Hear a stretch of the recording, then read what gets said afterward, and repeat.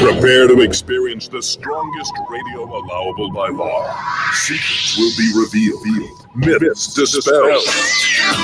From the studio gym where excuses never apply, it's Superhuman Radio with your host, Carl Lenore.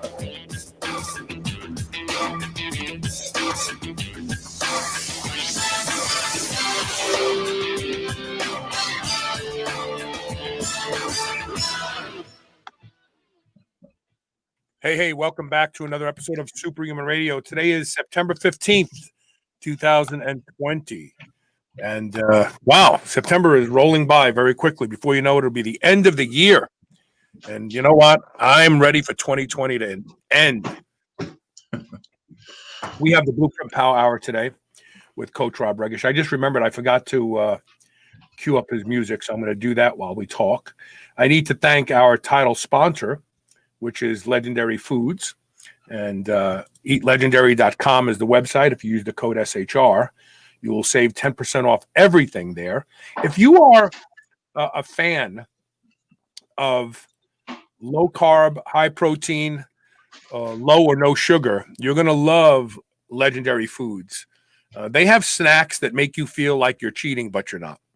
Eatlegendary.com is the website.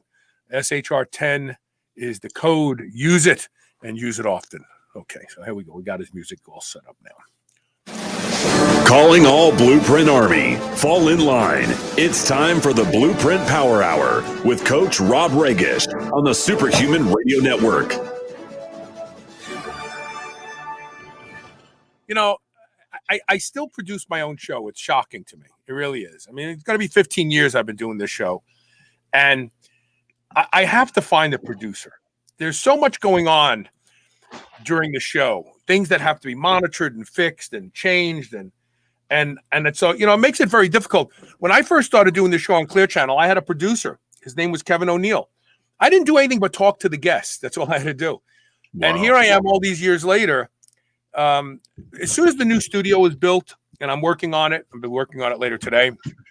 Once the new studio is built, I'll have a place for a producer to sit down and produce the show, and then I will find a producer to do just that. How are you, Coach Rob Regish? I'm doing great. I had a question for you on Legendary Foods. Okay. So their nut butters are in my local vitamin store. Really? That is so awesome. Yeah. Yep. But my question is, the tasty pastries, are those out there, or can they be, carried by vitamin stores? I believe Vitamin Shop is supposed to be carrying them now. Yeah, that's what it is. Yeah, Vitamin Shop. I believe they are, but they're not in a lot of places yet. I mean, they're just, Legendary is a startup, just like Quest was 10 years ago, 9 years ago. And just like Quest back 9 years ago wasn't in every fitness, nutrition kind of place, Legendary is growing into them. But they're going to use the same model that they did to build Quest. So, I mean, it's pretty exciting, if you ask me. And the products are much more broad, varied, too, than what Quest could offer. Because a lot of these things are just regular. They're more food than nutrition. They're not sports nutrition. They're just good alternatives for just regular food. I'm very happy. I'm very happy about that. I want to thank the people watching today on YouTube because Facebook claims I made a post about Osama bin Laden on September 11th, which I didn't make the post that they're claiming. And even if it was a derogatory post about Osama bin Laden, really, that violates the Facebook community rules to make a derogatory claim about a known terrorist who killed thousands of Americans. I mean, come on, give me a friggin' break. I'm so tired of, if I could find a way to get away from Facebook, I would. I really would. It's like they're on Al Qaeda's side sometimes. Well, it's not even that. It's like they are more effective at affecting the outcomes of political situations than, they blame the Russians. Facebook does every day on its own what they claim the Russians were doing in 2016. But so Facebook has blocked me from doing any live streaming for 27 more days because of a post that I didn't make. Wow. How's that feel? A post I didn't make. So we'll see if their customer service people care enough to take action and straighten out the wrongdoing here. But I doubt that they will. I have a funny feeling that they're going to ignore me. So we'll see what happens. Real quick, before we get on, you can win a $5,700 three-person infrared sauna. It's got a tiny footprint because it's called a corner unit. So it fits in the corner of any room. It's not even as wide as my two-man sauna. And it fits in the corner of any room. It's worth $5,700. It's from the company Good Health Saunas. They are known for not only having the best, most reliable saunas in the world, the best customer service, the best lifetime warranty. They use nothing toxic to build the wooden housing. It's beautiful wood housing that this is made out of. And they have zero EMF produced by the electronics. This is the best sauna in the world. I have one at home. I love it. If you go to shrnetwork.biz/free sauna, you can enter. And please enter. Take advantage of this because I'm telling you, if a supplement came out that was effective at doing all the things that a sauna does, everybody would take it. Everybody would take it, and they take it every single day. But a sauna will do that for you, and they're expensive, I know. But you can win a $5,700 one over at shrnetwork.biz/free sauna. Get on it. Get on it. How's your training going, Coach? My training's going great. I hit deadlifts and chin-ups yesterday and a few other things. I can't complain, and even my elbow feels a little bit better. So, and we'll talk about that a little later today. It's going great. It's going great. I wish everyone's training could go like that. Mine too. I got to be honest with you. I have trained consistently now for 2.5 weeks. The changes in my body are amazing. You're right. Muscle memory. Us older guys, we have amazing muscle memory. It comes back very quickly. I am using some super supplements, but it's nothing that I haven't used before. And I'm using fairly low doses compared to other things I've done in the past. So it's not the supplements. It's the fact that I'm getting to the gym and I'm still training whole body. I don't go into a body part split until I can't do the work whole body with all of the force.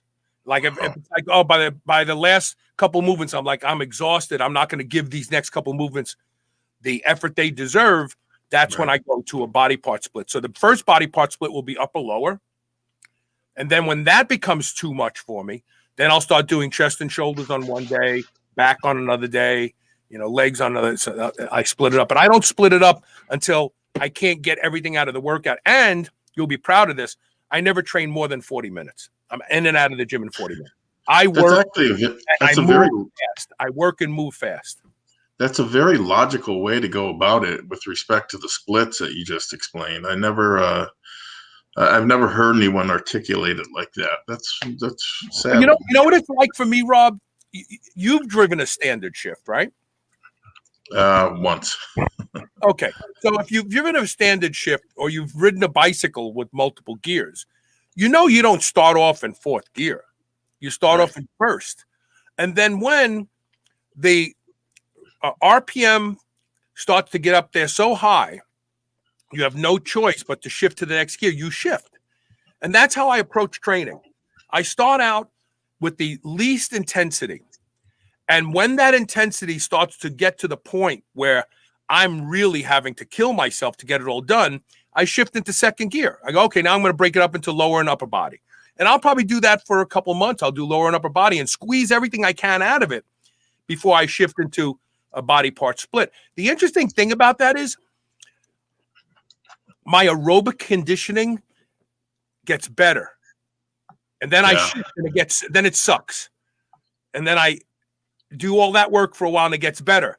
And then I shift and then it sucks. And it's really, I've just evolved to do this over the years. I know my body. I know what works. Danny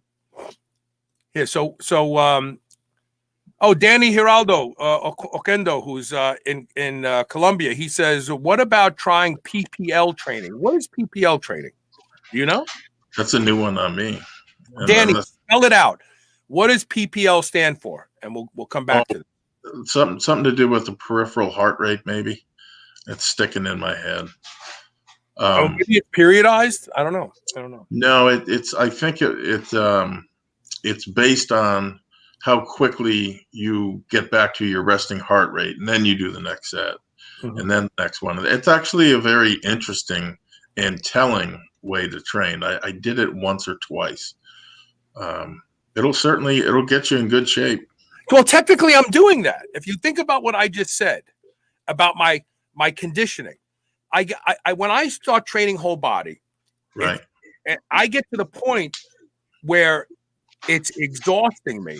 I'm still training for the same 40 minutes. I'm just doing a lot more work in that 40 minutes. Right. And it's not practical to add more work to that 40 minutes. So now I got to break it into pieces. That's like shifting to second gear. So technically, my recovery is driving how fast I get through that phase one. If I can't recover and I'm moving faster, then I got to do something else. Yeah, that's a fantastic, and it makes logical sense too. So, let's see. What's the first question we have here? The first question comes from Larry Henning.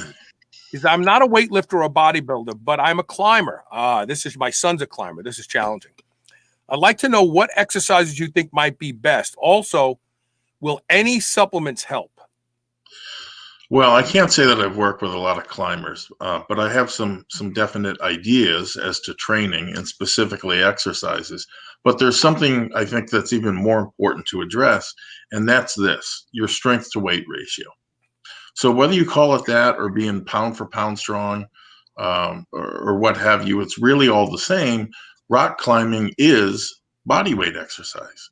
And as such, just moving your body weight around is what you should focus on. I think body weight training is the answer. Let's talk a minute, though, about one of the easiest ways to go about maximizing your pound for pound strength. Rough rule of thumb, you want to be 10% body fat or thereabout or under. Okay. If you're not already there, then getting your body fat down to that level, or at least close to it, is going to help more than most of the other training tips that I can give you. It's amazing, though, when you're right on the edge of your abilities and things like chin-ups and handstand push-ups. It is amazing how just a couple of pounds can make the difference between getting it, and not getting it, and not even being close. So when you're doing body weight training, that's critical to focus on. The most obvious movement to me would be the pull-up, chin-up, whatever you want to call it, followed closely by core work, and specifically ab strength, which you can't avoid because every single body weight exercise on the planet involves some amount of core strength, some more than others. Less obvious to those of us who don't climb, but maybe even more obvious to those that do, dedicated grip work, right, is going to be essential. And there are a variety of things that you can do for that. Now, I have a couple favorites. Hanging from a chin-up bar for time is a great one. Doing that with chin-up bars that are wide around and narrower, etc., a variety of grips, therefore, is another good one. The gold standard, at least in strength training, are Captains of Crush grippers, and they make 4 of them. Or no, I take that back. They make like close to 8, and the reason for that is simple. They have a trainer version. I forget how many pounds of force it is to crush it, but then you get the number 1 gripper, and the number 2 gripper, the number 3, and the number 4. I think only 3 or 4 people in the world have closed number 4. In order to make those jumps a little more manageable, the company has since come out with like the 1.5 and the 2.5 and the 3.5. So, I don't know that rock climbers are as into that as we are. They might more so be, I don't know, but I would imagine it's going to help immensely. One other thing that I would tell you, and this is big, and it's bigger than most people think, and it's not just climbers. do a lot of static strength work. Okay, so whether you call these isometric static holds or something else, the ability to statically contract a muscle and hold a load in a certain condition, in a position, rather, is very important. And if you think about it, you use that quite a bit in day-to-day life. You know, you carry a baby, that's what you're doing. You carry a bag of groceries, that's what you're doing. And so along those lines, I would recommend purchasing the book Static Contraction Training and applying many of those principles to your weight training. You know, if you're hanging on for dear life, what are you doing? Right? You're trying to hold that position as long as you can, as you know, until somebody lowers you a rope or where you can grab for something higher. Static strength is greatly overlooked, not just, I think, by the general population, but also strength training in general. As for supplements, you know, I'd tell you a good creatine that doesn't bloat you, something like crealkaline or creatine hydrochloride, as well as beta alanine. And the beta alanine in particular is going to help insofar as buffering hydrogen ions. What does that mean?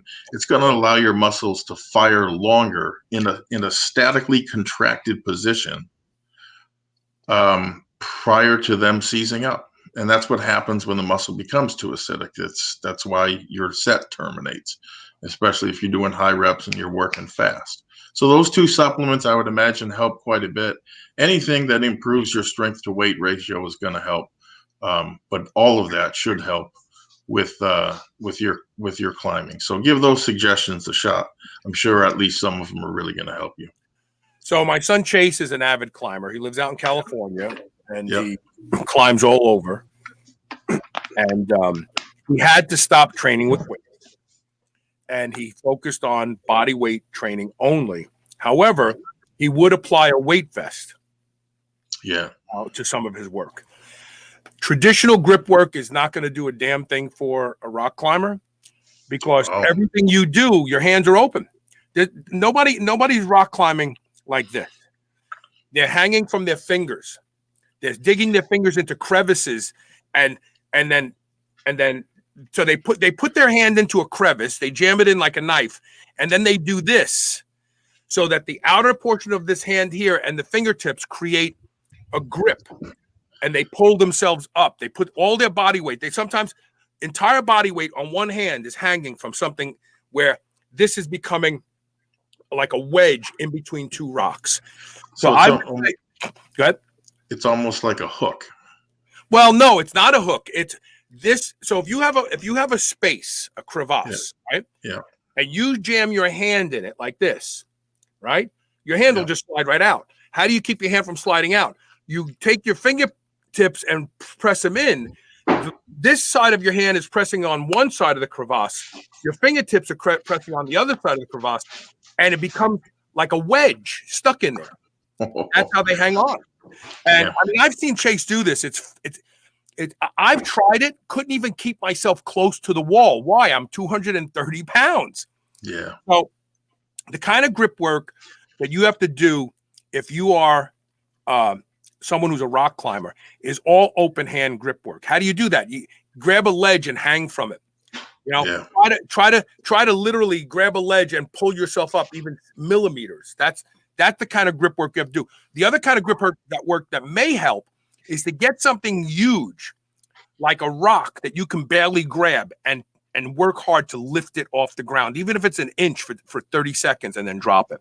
That it's all open-handed grip work they're doing. The thumb really doesn't have a lot to do. It's these four fingers that have everything to do with the process. Number one. Number two, body weight only. And if you want to start using a weight vest to increase your strength to weight ratio, that is a good idea. Weight vest is good. And let's see, I made notes for myself. Weight vest. And as far as supplements go, you're right on. Beta alanine. Because lactate buildup causes the muscles to give out, causes your grip to let go. So beta alanine, I wouldn't even screw around with creatine because you're not doing reps. You're not doing reps. You're doing everything you're doing is static. You're hanging there, and then you're going and pulling yourself up. Then you're hanging there, and then you're pulling up. So absolutely, open hand grip work, body weight only. And if you want to use a weight vest, go there and beta alanine. Those are my personal suggestions just from watching what my son has done. Great. Danny Oquendo said what he meant was one push. I think he means one pull, not press, and one leg day.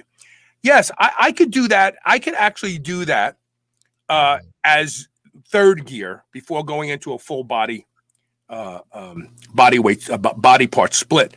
Instead of doing push one day, doing upper body one day and lower body one day, I could then break the upper body up into a push day, a pull day, and legs. So that's good advice. I could do that. Absolutely. Yeah, good idea. Yeah. All right. So let's see here. We have 8 minutes. We're going on here. So Frank Goodish says, I've heard your training philosophies before and have to say I don't agree. I love it. No, I love it that people, have opinions and they want to share them here. I mean, try to just add 2.5 pounds or 5 pounds here, a rep or two there. I do best with big jumps in weight, and most of the time I get them, especially in the big classic exercises you suggest. Why do you suggest such small jumps then? Well, I'll tell you, the shortest and the simplest answer is this. Smaller jumps are more sustainable. So, lest you think the benefits end there, they really don't. It's a lot more than that. It's smaller jumps allow you to build training momentum. They don't require the type of adrenal psych up and resulting burnout that you need to make big jumps. And in the long run, it's much easier on your joints and connective tissue. Now, small jumps can also be made regardless of whether you're using or not, whether you're old or not, and even in some cases, whether you're injured or not. It is true that you can make big jumps, the kind he's talking about, when you're young, or at least for most people when they're young. But the days of slapping 40 to 50 more pounds on the bar and then doing a couple more reps, those come to a screeching halt before you know it, unless you are so genetically blessed that it's a rocket ride to the top. It's just not how it works for most people. And let's be honest, that's where people injure themselves. Nobody ever injured themselves by going up 2.5 to 5 pounds in a move. They injure themselves when they're jumping up 30 and 40 pounds in a move. Yeah, it's a lot, not just for the muscle, or it's a lot for the tendons and ligaments and joints, and what I referred to before, your mind. Okay, small jumps, you don't need to overly psych up prior to your attempts, and you can see this for yourself. Just watch the guys who try to make huge jumps all the time. They huff and they puff and they psych themselves into oblivion, right? As the workouts go by, though, it isn't long before they just can't do it anymore. And there's a variety of reasons why. But the bottom line is that is not something that you can do consistently. Small jumps can be made then without that adrenal dump. You can save that, and you should save that, in my opinion, for the times that you really need it. People also vastly underestimate just how much adding 5 pounds or 2.5 pounds or a few reps really is. So some practical examples. If you add just 5 pounds to your trap bar deadlift and you go from lifting, 200 for 20 to 300 for 20 in 20 weeks, you tell me, you're going to have more muscle on you? Absolutely. But you just added 5 pounds a week. And so in less than half a year, some people are going to arrive at that figure, or if they don't, at least they're going to be close. If you're using, on the other hand, the total tonnage method for deadlifting, you might perform 5 sets of 10 reps, add just 5 pounds. Really, once you start doing the math, it's 250 pounds to the amount of total tonnage that you lift. And done correctly, meaning in the same amount of time as you did prior, That is a huge, huge growth stimulus. Asking the body to lift 250 more pounds per minute is a big deal. Okay. If you are chinning 5 days a week and you're doing the program that has you, 3 sets of 5 days a week, Monday through Friday, and then you move to 3 sets of 7, adding just 2 reps. You may look at it as just that, just 2 reps, but here's how your body sees it. Your rep total for the week just jumped from 75 to 105. That's a big deal. It's a big deal. It's a big growth stimulus. So make no mistake, little jumps are more than enough to stimulate muscle growth, and they will do so without any of the downsides that the big jumps do, which, to your point, is, it's a lot for the muscle, it's a lot for the tendons, ligaments, joints, and your brain and your adrenals, while simultaneously lowering your injury risk. Small jumps will lower your injury risk. So here's the bottom line. Train hard. I'm all for training hard, but train smart too. And training smart involves small jumps, in my opinion. So I thought while we were talking about it to go and search. You may want to lower your volume just a little bit because my audio is coming back. The strongest men in the world, how do they train? These are the strongest men in the world. Surely, if you are training to be one of the strongest men in the world, you want to get there as quickly as possible because that's your goal. You're probably more motivated than anybody. Right. And it's your life. It's your job. It's everything. It's your wife. It's your household. It's your family. This is it. You have one goal. So if executing the big lifts and going up quickly, Eddie Hall should have been pulling his 1,100-pound deadlift probably in maybe a few years? Yeah. A few years, right? 50 pounds a week, boom. 50 pounds a week, boom. 50 pounds a month, whatever, right? Yeah. Took him 11 years. Now, do the math. Start out assuming he only deadlifted 225 the first time he pulled. Do the math. What were the increments that he went up on a weekly basis if it took him 11 years to reach that goal? And now let's give these guys the respect they deserve. Nobody goes into the gym and pulls these kind of weights out of the block, and even in a few years, the idea that going up 5 pounds a week in a big lift like a deadlift or a squat is not a fruitful approach. It flies in the face of what the strongest men in the world do. Yeah. So, let's look at reality. Yeah, you can add, look, I'm coming out of the gate of 2 years of not really training. I'm sure that I'll pull a deadlift of 405 next year, maybe in the first quarter. People will go, oh my God, this guy's only been training since the last quarter. He went in 6 months right to doing reps with 405.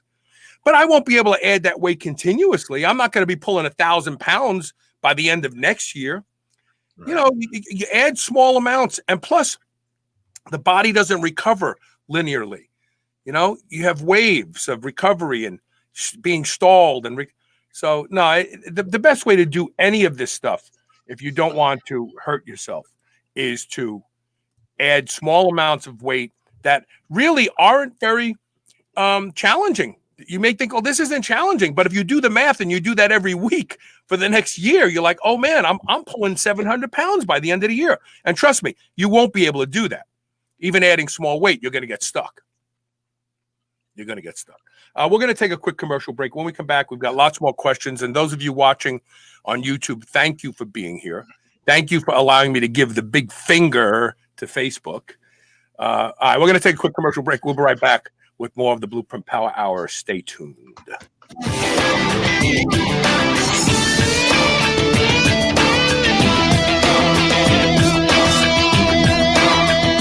Whether your goal is to build muscle or burn fat, you'll find everything you need at Redcon One. Need help getting a good night's sleep? Try Fade Out, or the most popular pre-workout supplement on the market today, Total War. Sign up for their new Transformation Challenge and win $10,000, or shop for apparel that people at the gym will know that you are serious about your training. Need a testosterone booster that works? Check out Boomstick. Whatever you need, you'll find the best quality supplements on the market at Redcon One. Go to redcon1.com. That's REDCON, the number 1.com, or go to superhumanradio.net and click the Redcon One banner ad today.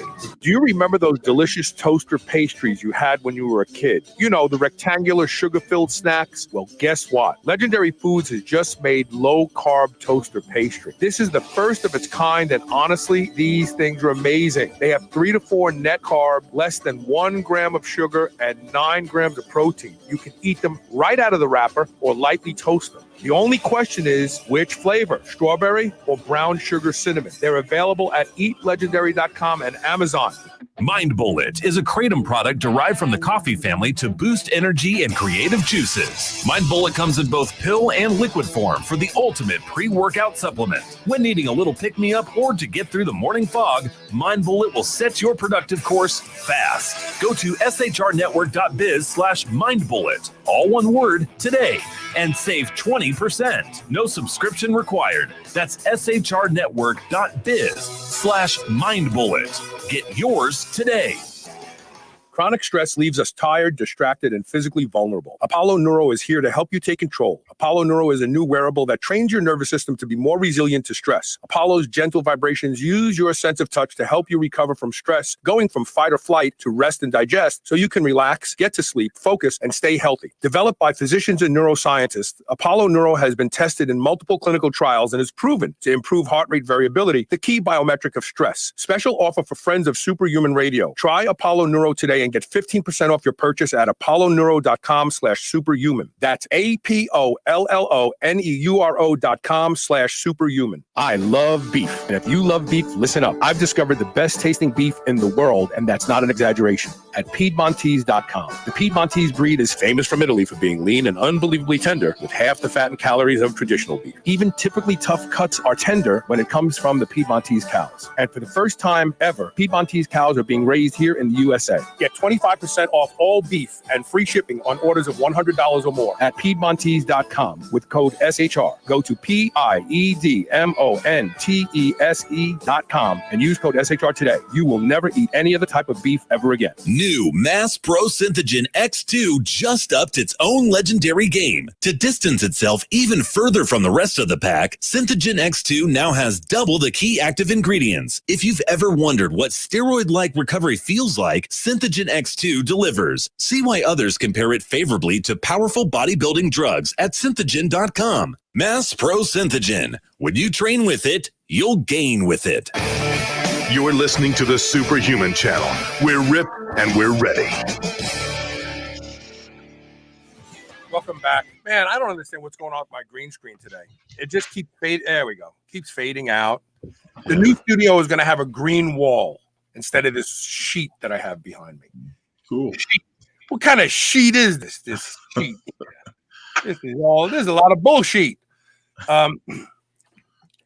Eddie Graham says, what do you think of libido enhancers? I mean, things like Tribulus, which I know doesn't boost testosterone, but you say does increase libido. How about Viagra? Viagra doesn't increase libido. Yeah. And that's a big misperception, as you know. But on the other hand, there are, in fact, some herbs that I do think enhance a man's libido. And I've experienced it myself. At the top of that list, in my opinion, is a good Tribulus along with a good maca. Maca is not something that you hear about it, but not nearly as much as, Tribulus and fenugreek and ecdysterone, etc. It's an exceptional libido booster, in my opinion. It doesn't get nearly the same PR, but it is exceptionally good. I have now I've also seen, though, where ecdy products, they're now starting to claim they boost libido too. But in 30 plus years of using it, I've never noticed any sort of libido boosting effect. I would be very, very surprised if that is ever established. It's been looked at. It just doesn't happen, in my opinion. Libido itself, though, is a tricky topic because it's a multifaceted subject, right? and God forbid you try to figure it out with women because of the complexity involved there. But having said that, for men, I've seen other things, even simple things like stimulants, act as aphrodisiacs, and so it becomes a question of, right, which one's best, which one, where are you lacking something, or how to become aroused is going to differ for some people, although I think males are generally very visually stimulated, so to speak. Now, other herbs. Fenugreek has some potential in this area for the same reasons that Tribulus does, the furostenolic saponins that are contained therein. If you're going to look at fenugreek, and it is a component of many libido boosting formulas that I've seen, if you're going to look at fenugreek, I would look for Sabinsa's phenusterols. They're usually standardized for 50% furostenolic saponins. If, on the other hand, you're more of a fan of Tribulus, my favorite standalone trib is the original Tribestin. So Pharma, which is a company from Bulgaria, which is where the best Tribulus is grown, harvested, and produced, Tribestin would be the product that I would use.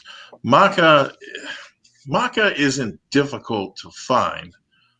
A good maca is difficult to find. There is one, though, by Gaia Herbs, and I think it's GAIA. They make a good one, and if you can, get the gelatinized maca.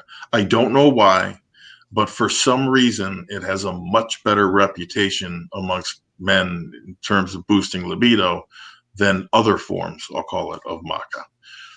So we get to Viagra now. Viagra has an undeserved reputation, or maybe I should say perception, that it's a libido booster. And it's not. I mean, it does increase nitric oxide, which leads to better erections, but you need to be sexually right? Aroused for it to work. You know, the cheapest and best libido boosters for me and a lot of other guys are probably our wives' girlfriends or what have you, if they're good ones. But being visual creatures, though, you know, looking at pornographic images is also a pretty reliable way to do it. And that because men that go in for sperm samples, they'll frequently say, here you go, here's a stack of magazines or whatever. And presto, there's your sperm. But, you know, and that doesn't work for a lot of guys. Like I speak honestly here, right? Like masturbation doesn't work for me anymore because I live with a girl who looks like a Playboy bunny. And right. I just become aroused when I'm around. If I could be on the phone with Elisa talking to her, and I notice that I start getting a little aroused at her voice. So when you have that connection with somebody, it's really hard to substitute that. The big players in libido, and you're spot on. Taking Viagra will make your erections more effective once you get aroused. They'll make your penis large faster, like when you were in your 20s, because as you age, the mechanisms start to break down. You get plaque inside the sponge. In fact, we're going to be talking about this in a couple of weeks, about a device that can help a lot of guys. But with that being said, the thing that drives libido is dopamine. Dopamine. In the brain. And when dopamine is, like, if you're one of those people like me who had an addictive personality and you were dopamine driven, you were aroused easily all the time.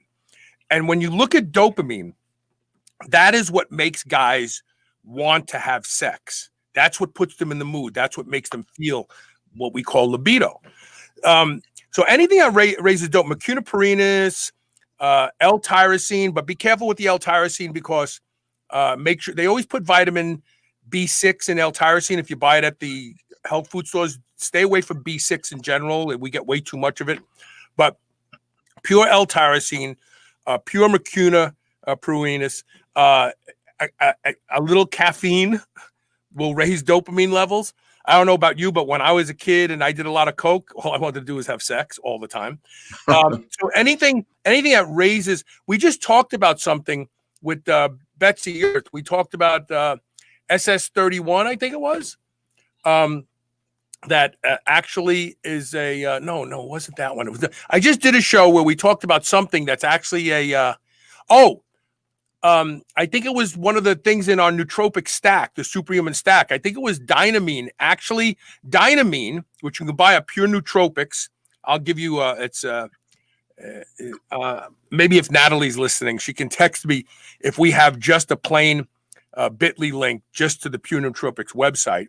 But if you take dynamine, which purenootropics.com has, let them know you found that about from us. That is a natural dopamine reuptake inhibitor. That's what cocaine is. Cocaine is a dopamine reuptake inhibitor. So dopamine accumulates and stays in the brain longer. Those are the things that raise libido. Now, how does Long Jack and how does Tribulus work? They seem to cause an enlargement of the vesicle components, which is your prostate and the tube that brings sperm into the penis. It stimulates those. Those will make you feel horny. So if any of you have ever had prostate trouble, you feel it in the tip of your penis. It's like, how could that be? My doctor just told me I have an enlarged prostate. And that's what's making me get up all the time and pee, because I always have this sensation that I have to pee. Where do you get the sensation that you have to urinate? In the tip of your penis. So anything that stimulates growth of those components of the male organ makes you feel horny, because you feel the sensation at the tip of your penis. You get aroused easy. So that's how those work. And they do work. They work good for some guys and not others. But if you have trouble with erection, Viagra you can do. But if your issue is not having the libido that you want to feel like you're a teenager again, raise dopamine. Raise dopamine. Your wife will say to you, I don't know what you're doing, but stop. You're wearing me out. That's training. Just regular training does that to me. Does it really? Oh yeah. I mean, after a workout, I'm about as ready as I'm ever going to be. And dopamine does go up when you train. Yeah, and I'm sure anything that raises dopamine will make you have a very powerful libido, and anything that raises serotonin will make you not want to have sex. Serotonin and dopamine do a dance at orgasm. Dopamine is dominant until the moment you orgasm, and then serotonin kicks in, and oxytocin, and that's what makes you feel like, okay, I'm done. I'm going to relax now, and your penis starts to go back to its flaccid state. So you want to raise dopamine. That's what you want to do. Yeah. All right, let's see if we can get to this next question. Brian Calloway says, I'm big, actually fat, and just wanted to be strong. In fact, I want to be the strongest man in the world because I come from a long line of strong types. My grandfather was able to squat over 700 pounds, and this was before squat suits or any of that kind of stuff. How do I get there? 5 pounds at a time. Right. So the great West Side lifter, Matt DeMel, God rest his soul, he asked Louis Simmons this very question. And so I'm going to give you Louis' response. I'm going to give you my response. And this is straight from the documentary on West Side, so it's no secret. Louis looked at him and he said, eat as much as you can and take as many drugs as you can. And Louis supervised his training. And it sure worked. I mean, he got up to about 400 pounds in his late 20s, I think. And he was absurdly strong. If memory serves, he might have been West Side's first 1,000-pound squatter. And bear in mind, this is going back many, many years. So, quite a few men have squatted 1,000 pounds now, which I'm going to get into. There are more 1,000-pound squatters at any given time up there at Westside Barbell. At one Yeah. point in time, there were 21 or 22 guys that were all squatting 1,000 or more, right there in that little area in Columbus, Ohio.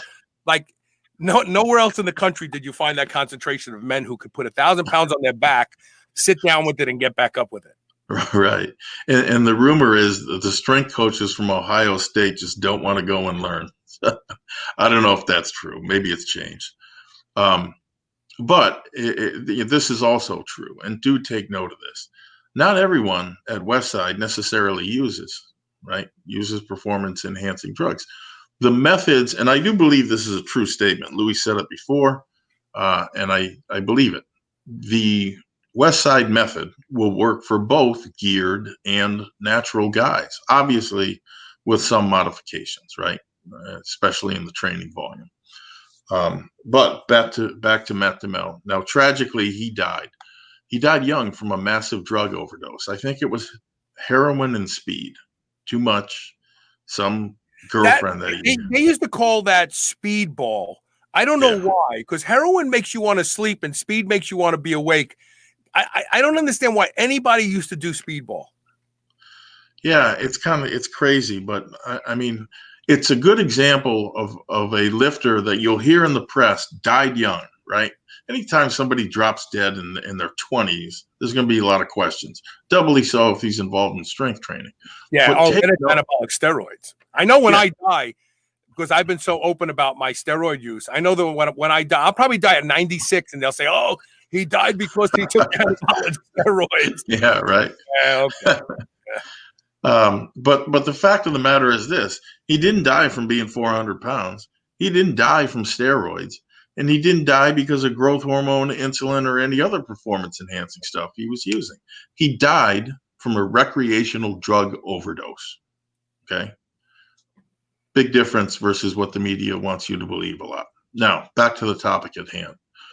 There's another guy who was born big and worked incredibly hard to squat over 1,000 pounds. I think it's 1,040. And his name is Wade Johnson. Wade has never used anabolic steroids, and he achieved his world record. He wouldn't even get on HRT. I tried to convince him to get on HRT, and he was like, "Oh, no, I'm good." Right. Wade's idea of an anabolic is extra large pizza. Okay, that is Wade's idea. And you know what? It sure works. It worked for him. It works for me. Eating big is what he's saying. Okay. I mean, in fact, I know at one time you and I both asked him, Carl, have you ever had your test levels measured? Yeah, and he's never had them levels. Yeah.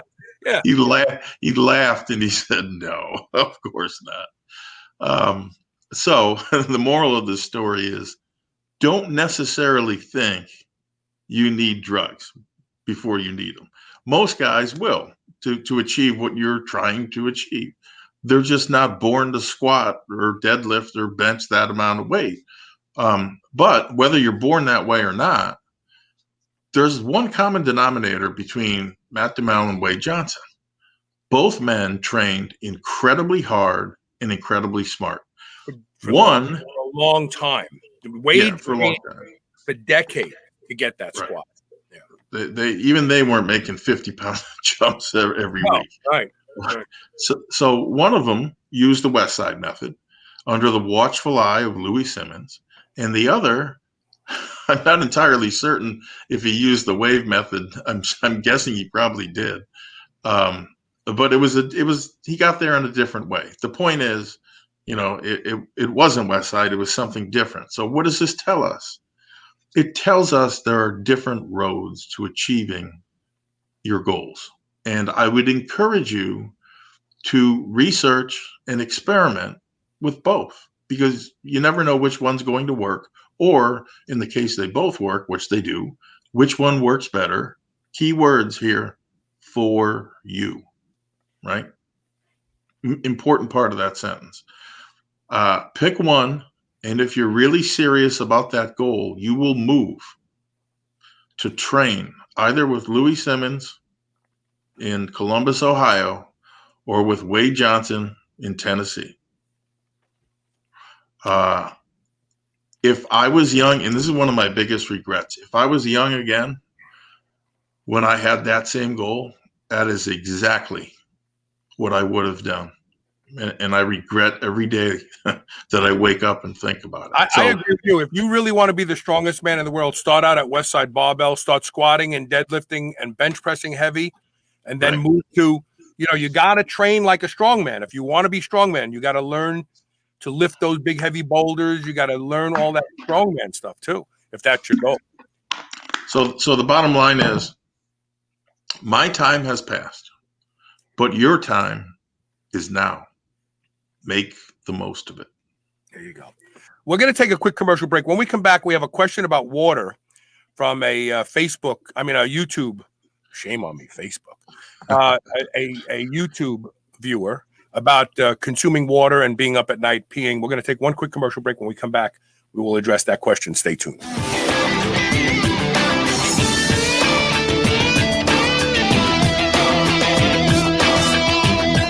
Do you remember those delicious toaster pastries you had when you were a kid? The rectangular sugar-filled snacks? Well, guess what? Legendary Foods has just made low-carb toaster pastry. This is the first of its kind, and honestly, these things are amazing. They have 3 to 4 net carb, less than 1 gram of sugar, and 9 grams of protein. You can eat them right out of the wrapper or lightly toast them. The only question is, which flavor, strawberry or brown sugar cinnamon? They're available at eatlegendary.com and Amazon. You've heard me talk about the chill pill on the show and how effective it is at helping people who suffer from social anxiety, or sometimes when you just want to take the edge off to a long, stressful day. Well, listen to this story from Dylan Goutreau. Definitely takes anxiety away, which I have a long history of having. Started out at 2 milligrams a day of Xanax. That was at 8 years old. And so I stopped using benzos 3 years ago. Extremely difficult. Yeah, so I spent about 3 years trying to find anything and everything I could that would be healthy for me to help with anxiety. Because I'm talking, full out panic attack. The chill pill was the first thing that I found that actually in the middle of a panic attack I can take, and it definitely subsides. Go to drseeds.com. That's DRSEEDS.com. Use coupon code SHR and save 20% off your first bottle of the chill pill. Check it out. I promise this is one supplement that delivers. Chronic stress leaves us tired, distracted, and physically vulnerable. Apollo Neuro is here to help you take control. Apollo Neuro is a new wearable that trains your nervous system to be more resilient to stress. Apollo's gentle vibrations use your sense of touch to help you recover from stress, going from fight or flight to rest and digest so you can relax, get to sleep, focus, and stay healthy. Developed by physicians and neuroscientists, Apollo Neuro has been tested in multiple clinical trials and is proven to improve heart rate variability, the key biometric of stress. Special offer for friends of Superhuman Radio. Try Apollo Neuro today and get 15% off your purchase at apolloneuro.com/superhuman. That's APOLLONEURO.com/superhuman. Among the easiest and most popular ways to experience the life-altering benefits of hemp, Planet Earth CBD soft gels offer fast-acting effects as they release quickly. Made in a GMP-compliant, US FDA-registered facility, you can count on Planet Earth's safe soft gels. These soft gels provide temporary relief from pain and so much more. Manufactured with the calming combination of chamomile and melatonin, you got yourself a long-needed CBD solution. 25 milligrams of nano-emulsified hemp extract per serving with anti-inflammatory agency. Planet Earth sleep-supporting soft gels will have you forgetting about today's worries for a better tomorrow. Unwind with Planet Earth CBD today. When craving a snack, reach for Select Savory Snack Sugar-Free Biltong, the healthy alternative to sugar-laden beef jerky. They use a fattier cut of beef, making it more tender and flavorful. For mealtime, choose from their 63 seasonings, which are sugar and additive-free. From chipotle rub to savory pumpkin spice, you'll find an option to suit your palate. Go to shrnetwork.biz/SSS today. Use code SHR15 to save 15% on any meat snack or seasoning. Savor the flavor today. Did you know that your gut is referred to as your second brain? In fact, at least 90% of your serotonin, your happiness chemical, is created in your gut. If you don't take care of your gut, you won't feel good, period. Bioptimizers recently released Cognibiotics, a new breakthrough probiotic formula that is clinically proven to enhance your brain function, your mood, and overall mental health. Most probiotics often include conflicting strains or quantities and can cancel each other out. Cognibiotics delivers the exact exact strain you need in exactly the right ratios and quantities. With a 365-day, no questions asked, money-back guarantee, you can try them out for yourself to start feeling the incredible difference Cognibiotics makes in your mood, mind, and performance. For an exclusive offer to my listeners, go to cognibiotics.com/SHR. That's COGNIBIOTICS.com/SHR and use code SHR10. This is the Superhuman Channel. Evolution just got kicked up a notch.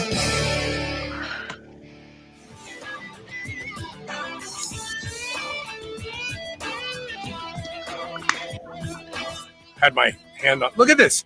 Look at my screen again. I'm not even moving. Look at this. Oh, God. I see it now. Man, oh man, I'm telling you. Okay, so we have a question from a live viewer. And his name is Bro. Do you even towel row? I like that. That's pretty cool. He said, I recently upped my water intake to around 1.5 to 2 gallons a day. I'm peeing nonstop now, though. Would upping my sodium and or electrolytes help with this? It would help with something, but not necessarily the frequency of your urination. You want to jump in first? Yeah, my first question would be, why are you drinking between 1.5 and 2 gallons a day? Because my guess is he's getting prepped for a competition, because that's what guys do when they start getting ready for a competition. They'll up their water so that when they stop their water, their body just dries out. But maybe he'll post a comment. Yeah. Okay. So I'll make the assumption that you're doing it for a good reason. You're asking about electrolytes because you're in the bathroom all the time. Two things. One, as you continue to do this, your body will get a little more efficient at it. You won't be in the bathroom quite as much. In terms of electrolytes, would those help? Yeah, probably. Something else that would help, I think, a bit more would be glycerin, USP glycerin, which helps hold the water. And not only does it help hold the water, but it helps hold it. It pulls it from underneath the skin into the muscle. Right. Yeah. Into the muscle. So those would be my suggestions for everyone else. If you're drinking almost 2 gallons of water a day, just because you heard someone say you need to drink a gallon or 2 a day, question that assumption. It's one thing if you're running marathons in the heat, then yeah, 2 gallons a day, maybe more. It's quite another if you're sitting in the air conditioning and you're reading or writing. So a couple things are missing from this. Maybe he'll post it if he's still watching live. Number one, how much protein is he eating? So when you start getting up to 2 grams of protein per pound body weight, drinking more water is critical to help to starting an AAS cycle. Okay. Okay, so it's not going to help with kidney function for that reason. I wouldn't do it. I would definitely take electrolytes, and here's why: because the more you urinate, the more electrolytes you urinate out. And in order for this is advice for your kidneys, since that's what you're worried about. Taking so the kidneys work the hardest when you're not getting enough electrolytes. This sounds contrary, because most doctors will say, oh, if your kidneys are failing, stop, don't take magnesium, don't take sodium. Complete bullshit. Complete. And I'll challenge any doctor who says that to you. I'll challenge them right here on the show. And here's why. Because your kidneys have to work the hardest when you don't have enough electrolytes, sodium, potassium, chloride, magnesium, all these things coming in, because they have to keep them dammed up. They have to keep those electrolytes in the bloodstream. So they have to work harder at filtering. When you're getting a lot of electrolytes coming in, your kidneys open up like a dam. They're like, oh, F it. We don't need to worry about anything because we're getting so much electrolytes. We don't have to work so hard to filter it anymore. In fact, when you have chronic kidney disease, did you know that both sodium bicarbonate and sodium chloride will stop it from progressing? Think about this. That's what they wanted to give me. Yeah. If you have kidney problems, they want to give you, because sodium is the number one electrolyte that you pee out.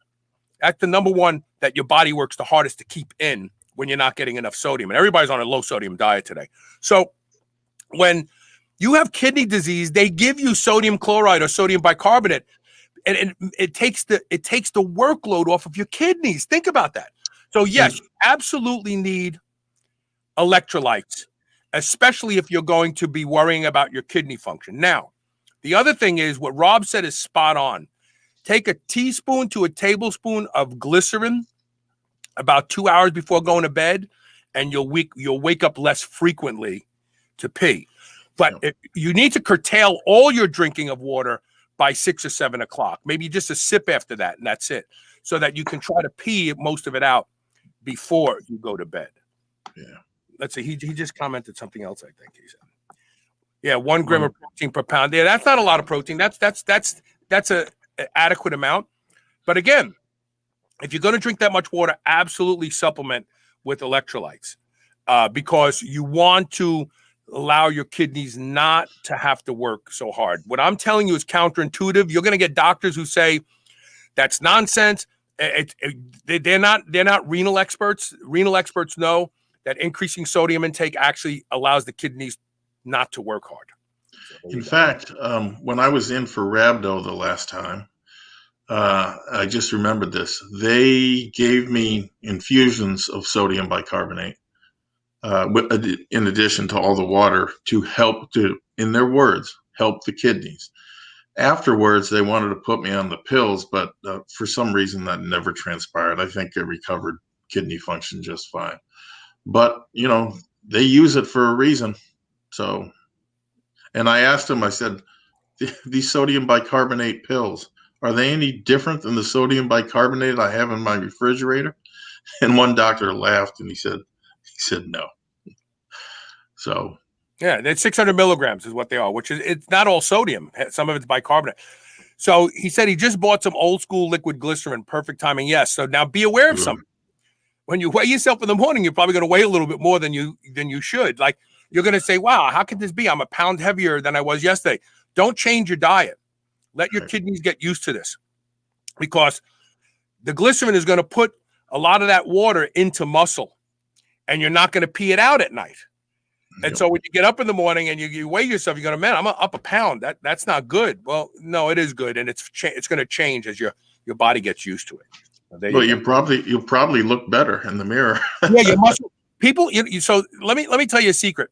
I learned this from a guy who trains MMA fighters. When an MMA fighter has to make weight, he sits in the hot box and he literally just sweats everything out and he gets on that scale and he makes weight. As soon as he gets back to the room, they start giving him glycerin and water. Glycerin and water. A guy will put on 15 pounds overnight with glycerin and water. His muscles will all be full again. He won't look emaciated and weak. Bam. Glycerin is amazing stuff. It's very, very overlooked. In fact, I would take glycerin with your creatine if you are using creatine. That's how crazy I think it is. I think it's fantastic. All right, so here's the blueprint tip of the day.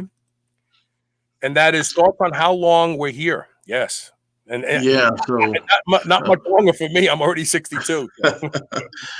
So we got, this is tough, but we got to address this. So late last week, we got another stark reminder at my gym at how fragile life really is. On the heels of 2 20-something-year-olds dying in motorcycle accidents, a third, a 25-year-old 25-year-old firefighter died in another. But what made this all the more senseless was this. He was driving drunk. Okay? He made a mistake, which everybody makes. This one, however, cost him his life. So we need to talk about a few things here. When you're young, right, death is a long way off, or so it seems. It's something that happens to old people, right? Not someone in their teens or 20s, certainly not you. You may have been, at this point in your life, to a few funerals. But more often than not, that just validates, your thought process because, you may have lost a grandparent or Uncle Bob who's, in his 50s, only in his 50s, but to you, 50 might as well be 100. So you just continue on your way, never thinking it can happen to you or somebody close to you until it does. 2 years ago, we had a 12-year-old little boy who went to school with my son. He got hit and killed crossing the street, and he had just been dropped off by his school bus. it was, put it this way, it was a heartbreaking, bad situation. By all accounts, it was an accident, but listen, that doesn't bring him back, right? But think about it, 12 years old. If that doesn't illustrate it can happen to anyone, I don't know what does. This past Friday was the 19th anniversary of 9/11. So I'm sitting here with my son. I'm trying to explain it to him what it was like, but I mean, unless you live through it, it's hard to convey the gravity of how the world changed and how do 3,000 plus Americans die on our own soil, and worse, civilians. So, I explained to him things like that can happen. The world can change in the blink of an eye. And he said, yeah, Dad, but how likely is that?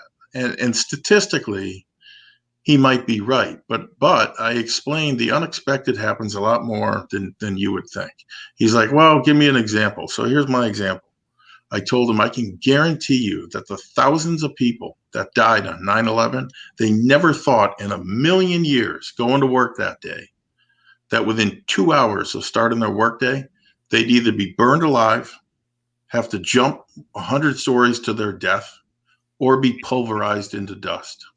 And both buildings are not there, in less than 2 hours. He finally got that part of it. So it happens.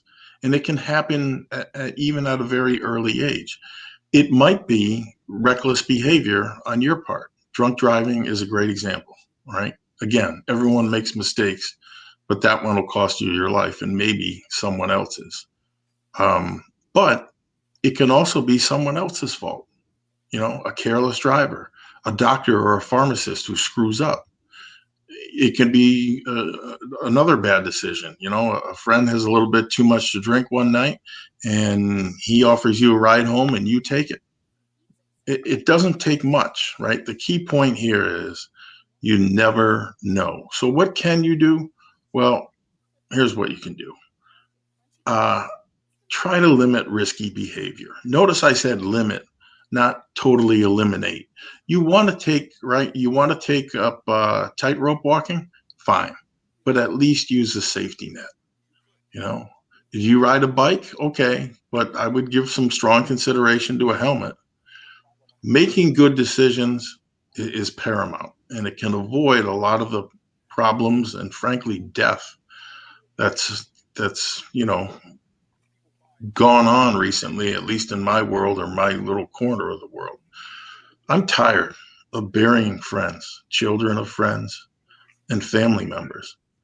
And then finally, I'm going to say this because it's part of what I'm talking about here.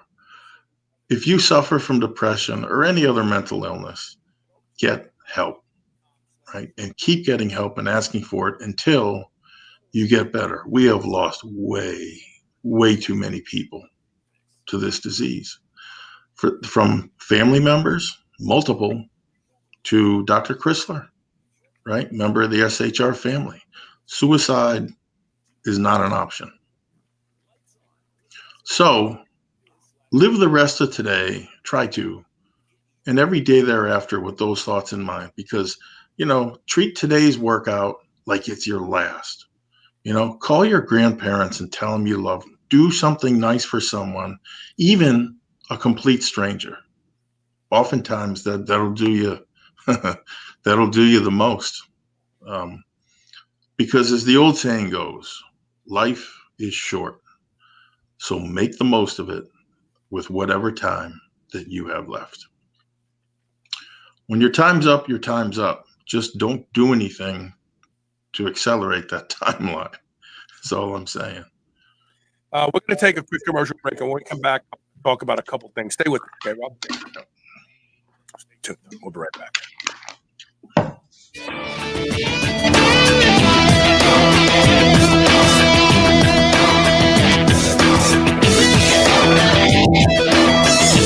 Quest Nutrition makes bars, cookies, chips, and pizzas out of complete dairy-based proteins. Our products minimize net carbs and sugar without sacrificing taste. Each delicious chocolate-flavored chip, cookie chunk, and crunchy crumble is custom made to maintain Quest macros. It's time to enjoy foods that work for you, not against you. It's time to enjoy your quest. Everybody wants to feel better, be healthier, and happier. If you don't sweat profusely on a regular basis, you won't feel as good as you could. Studies have shown the power of infrared sauna. Infrared penetrates 1 to 2 inches into the body. It helps those with back pain, fibromyalgia, arthritis, depression, and anxiety. Patients get relief from infrared sauna. The Good Health Sauna has been shown to be an exercise mimetic, conveying many of the same benefits as cardio. There are a lot of reasons people buy a Good Health Sauna, but the bottom line is you will be a much happier, healthier person by using the Good Health Sauna every day. You'll crave it, you'll love it, and it will be the best purchase you have ever made. Good Health Saunas provide commercial-grade saunas for in-home and commercial use, backed by the best lifetime warranty in the industry. Unmatched customer service and the best financing makes owning one easy and will fit any budget. Go to goodhealthsauna.com/superhumanradio to learn more and save 25% off. Want to improve mental energy and focus? Try the new Superhuman Stack from Pure Nootropics. Stack Dynamine, Salbutamine, Theocrine, and palmitoyl ethanolamide together and feel the lights go on in your brain. Find your perfect mix of these 4. Carl likes 1 cap of each and 2 caps of Dynamine. Bam! Lights on. Go to shrnetwork.biz/superhuman stack, all one word, today, and get yours for 25% off plus free shipping. That's shrnetwork.biz/superhuman stack. Whether your goal is to build muscle or burn fat, you'll find everything you need at Redcon One. Need help getting a good night's sleep? Try Fade Out, or the most popular pre-workout supplement on the market today, Total War. Sign up for their new Transformation Challenge and win $10,000, or shop for apparel that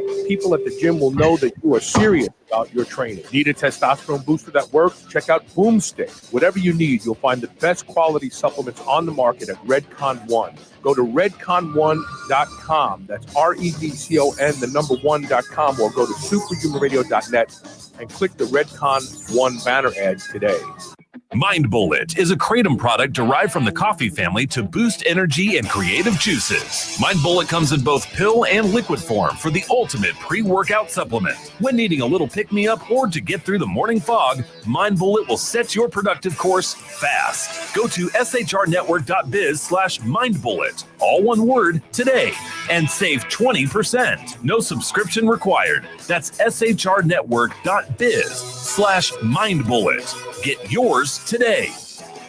Are you still on the fence about Body Protection Complex BPC Oral from drseeds.com? Listen to Maggie Kuhn, one of the owners of the C-Bus Lifting Company gym in Columbus, Ohio. I had been having some nagging tendon issues that weren't injuries, just things that were annoying. You know, I'm 58 years old, so just older tendon kind of issues. For us powerlifters, you know, we really don't stop training when we have just nagging issues. We just kind of keep pushing through. And I started the BPC. What I noticed was I was doing some heavy tricep stuff that would have killed me before when I had an elbow problem, and I was able to do those with literally no pain at all. Go to drseeds.com, drseeds.com. Use coupon code SHR and save 20% off your bottle of BPC Body Protection Complex today. This is the Superhuman Channel, where brawn and brains finally meet.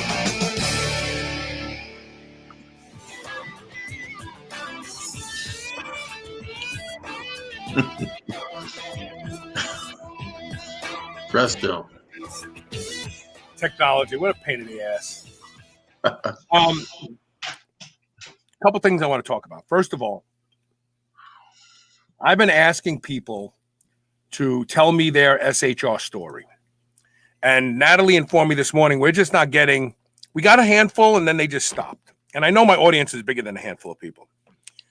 And all I asked for was, if Superhuman Radio has done anything good for you or your family, tell me your story.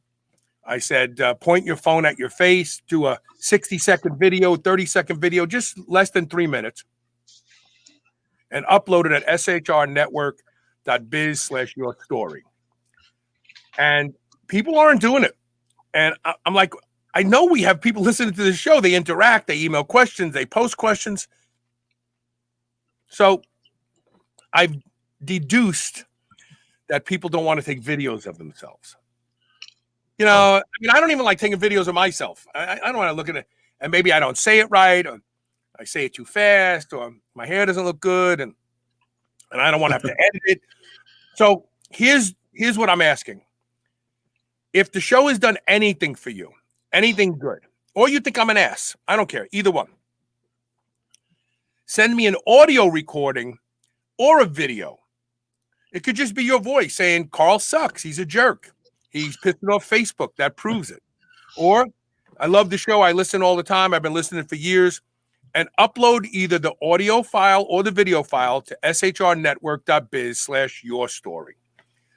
I very rarely ask people anything to do for the show. Really, I know, other than share the show. And we're doing favors for other people that we share the show with. But I'm asking you to help me out here. Do an audio recording. If video isn't your thing, great. Say it in 30 seconds. Love the show. Been listening since 2009, blah, blah, blah. And send it to us by uploading it to shrnetwork.biz/yourstory. Help a brother out, number one. Number two, are you on TikTok? I'm actually thinking about trying to get a live stream, a live feed on TikTok. I'd need 1,000 followers on TikTok. And if you are a follower on TikTok, search for me, Carl Lenore, and follow me so that I can develop enough viewers to do a live stream on TikTok, because that's where I want to be anyway. TikTok is the new frontier. I know what they say. Oh, but the Chinese, well, you know what? If the Chinese hack my information, what are they going to take from me? What do I got? Yeah. What are they going to find out that the public already doesn't know about me? I'll take my chances. Plus, Walmart is trying to buy TikTok right now so they can compete with Amazon, because Walmart is about to launch a platform where you can buy everything in the world at Walmart, and they're going to compete with Amazon. And if they buy TikTok, they're going to have millions and millions of people following them. It's going to give them entree to introduce the new Walmart service. I'm sure it's not going to be called Walmart, by the way. So if you're on TikTok, look for me, Carl Lenore, follow me. And if we can get 1,000 viewers, then I'll start streaming on TikTok and F Facebook, because Facebook doesn't have anything on TikTok when it comes to video. Nothing. I mean, there's people over there on TikTok. They make basic funny videos, 15 seconds long, 640,000 likes, like in 3 days. I know. It's like, so you know what? I'd like to tell Mark Zuckerberg to go suck it. Really, I would. I'd like to tell it to his face, because this is a game they're playing with me right now. I know what this is about. I post political stuff on my wall, and it pisses people off, but it's my prerogative because it's a free country. They singled me out to put up this bull crap. Oh, you posted something you weren't supposed, and I didn't post it, because if I would have posted something that went against the rules of Facebook, I would have got a message from them, because it's happened to me before. Hey, we didn't like your post, so we took it down. Don't do it again. And I've always abided by that. I did one thing that they didn't like. I forget what it was. Oh, it was a picture of a girl with a mask on, and above her head it was complaining, I hate this mask. I hate wearing this mask. This mask sucks. And then it was a picture next to her of a girl with a ball gag in her mouth, leather blindfold on her face, and a dog collar around her neck. In other words, like dominance, sexual, And it said, but this feels good. Like people who complain about wearing masks, but then they'll do something stupid like that. And it was funny. It was so funny. And Facebook said that it went against the standards because it was sexual. Now, I see outright sexual stuff on Facebook all the time. But okay, that's fine. They said, don't do it again. And I never did anything like that again. I can't get on Facebook 2 days now. I finally look and they say, oh, yeah, we blocked any live streams from you because of your post on September 11th went against community rules. And they showed me a post of Osama bin Laden, some bad thing that I supposedly said about him. Now, if that was true, I would have got a message saying, hey, we removed your post and here's why. Never got that message. So I know it's BS. I know that this is a game they're playing, okay? And whether or not they're going to fix it quickly, I doubt. I bet you they make me wait another 4 or 5 years because they're going to teach me a lesson. Well, they ain't teach me shit. I'm sorry, okay? So I'm gonna work on getting TikTok on TikTok. If you are on TikTok, or you're not, and you're not afraid of the Chinese hacking you, whichever that, I don't even know what that means, then follow me on TikTok. So once I get 1,000 followers, I'll start streaming live on there, and Facebook can go for that themselves. So saying bad things about someone who murdered 3,000 innocent American civilians, they're going to ban you for that. Sure. We know that Zuckerberg wants to go work with the communist Chinese. We know this guy. This guy wants to rule the world.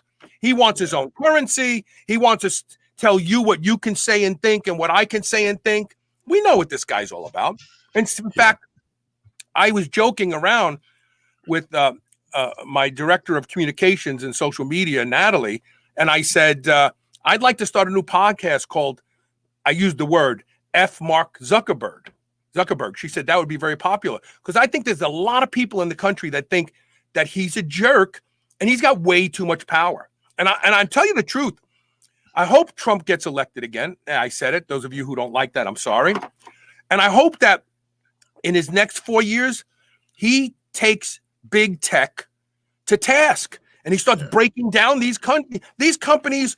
They say that they're not journalists, but yet they use journalistic approaches to things. They say that they're a private club, but they're really not. I mean, there's a lot wrong with what Facebook and Twitter does, and it's got to be reined in, because there are people out there who are well-meaning but misinformed. And where are they getting their information from? They're getting it from social media. That if they actually knew the truth that social media is trying to filter and keep out and just let this go, they would have different opinions, because they're not stupid people. But how can you make good decisions when you're getting bad information? Yeah, it sounds like a continuation of the mass media, which up until just recently, a few years ago, was used to being able to make or break someone. Yeah. And so there is a conscious effort. It doesn't matter what side of the political fence you're on. There is a conscious effort in this country that's growing on behalf of the media to control whatever the narrative is at the moment. And that is now extending to social media, which got the blame for, all sorts of things in the 2016 election. So, like I said, it doesn't matter what side of the political fence you're on. You should be concerned that instead of reporting the news like a real journalist does, XYZ. They're delivering propaganda. This is called propaganda. Right. This is propaganda. That's what it is. This is what governments and totalitarian governments try to do, so that people stay on the same page. They feed you lies. And look how selective Facebook is about fact checking. You'll have certain posts that have a certain political slant, and if it's anything derogatory about that political slant, this has been fact checked. This is partially false. Then you'll have posts that are clearly lies about the other political slant. You don't see any. This is been fact checked. It's so blatant, and really the only people who don't care are the people who are saying we don't care how we win. We just need to win. Yeah, that's not democracy. Yeah. That's actually a totalitarian approach. Right, masquerading as a free and independent media. Look, you need only watch a day or two's worth of various mass media broadcasts, or pick up virtually any newspaper in the country, to see that this is true. They're used to controlling the narrative. They are really bent out of shape that apparently they couldn't do that in 2016.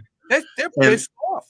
Right. And so they're trying to lock down the other avenue. Where do people get their news? If they don't read newspapers or watch TV or listen to talk radio, where does their news come from? It comes from social media or the internet. And this is an effort to control that.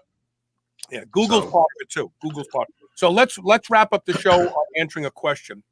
So Danny Giraldo in Colombia says, what's the ratio of glycine plus creatine that you recommend? Well, I don't think it's a ratio thing.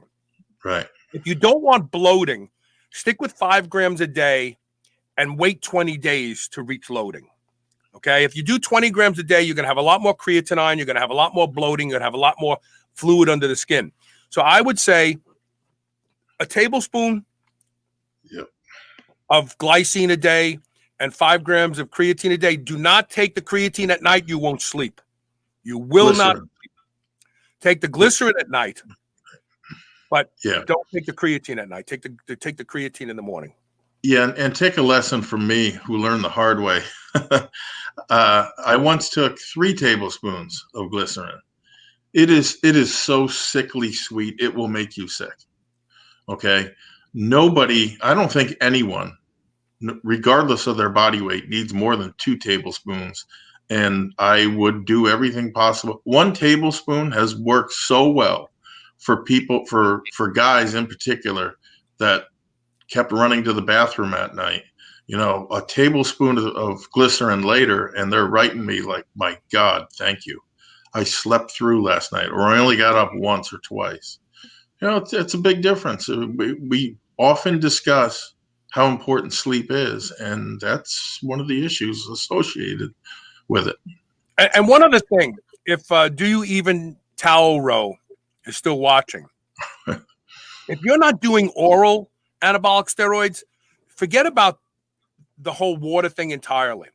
The whole water thing and kidney function and liver function thing comes into play if you're doing orals. Now, maybe you are doing orals, but if you're doing injections, oils, you don't have to worry about that side of it. But take care of your kidneys by making sure you get plenty of electrolytes throughout the day, with your water, preferably. And if you're really worried about kidneys, if you say, oh, I have kidney problems in the past, thymosin beta 4. Yep. Thymosin beta 4 will help reverse kidney problems completely, really. And it helps to reduce fibrosis buildup in the kidneys, which is what destroys the kidneys over time. Yeah. I think that's it, huh? Yeah, that's all I have. It was a fun show. It was a great show. I hope people learned some stuff, and I learned some stuff. So, hey, it's all good. It's all good. We all learned some stuff. And I'm going to go to the gym after I work today and hit it again. And I'm starting to really feel like myself again. I'm very, very happy about that. You know what? I predict at 63 years old, I am going to be ready for a photo shoot. All right. And I'm not going to dye my hair anymore. I learned this from COVID. I let it get gray, and I like it gray. So that's it. There you go. I'm going to look like Father Time. All right. See everybody tomorrow. Tomorrow's a great show. Don't miss tomorrow's show, because tomorrow's show, we're going to show you that rapamycin may not inhibit mTOR after all, because elderly people build muscle while taking rapamycin. It actually enables them to preserve muscle. This is going to be a game changer. Nobody's talking about this stuff. See you tomorrow.